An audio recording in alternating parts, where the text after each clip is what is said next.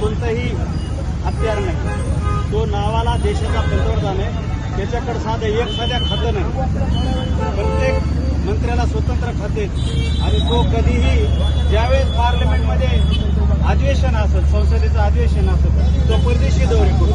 आज ताब्यात त्यांनी 80 दौरे केले.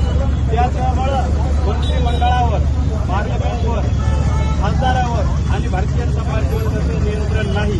ते सर्व यंत्रणा ही RSS चालवते. त्यामुळे त्याच्या हातात धर्मेंद्र प्रधानचा राजीनामा नाही आणि तो येऊ शकत नाही, कारण त्याला हा प्रतिष्ठेचा विषय बनवायचा आहे. खरंय.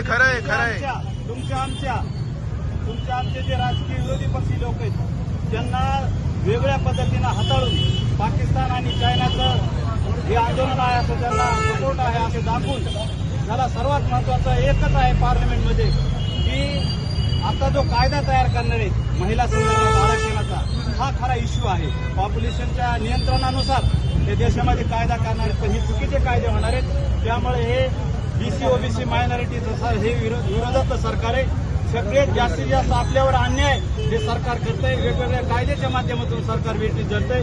शेतकऱ्याचा हमीभावाचा विषय असेल, मुलांचा रोजगाराचा विषय असेल, शिक्षणाचा विषय असेल, सर्व जनतेला त्रास देण्याचा हेतू ह्या सरकारचा आहे. त्यामुळे हा राजीनामा हा पंतप्रधान कायर आहे, त्याच्यामुळे त्याच्या हातात राजीनामा नाही.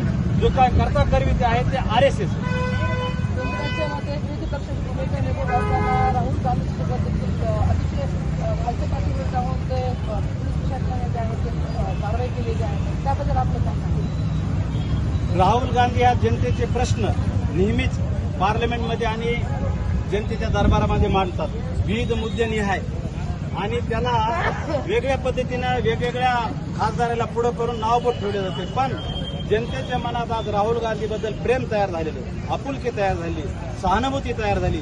त्यामुळे एकच भारी राहुल गांधी या RSS BJPला तोंड देणाऱ्या देशामध्ये पक्का विरोधी पक्ष नेता आहे.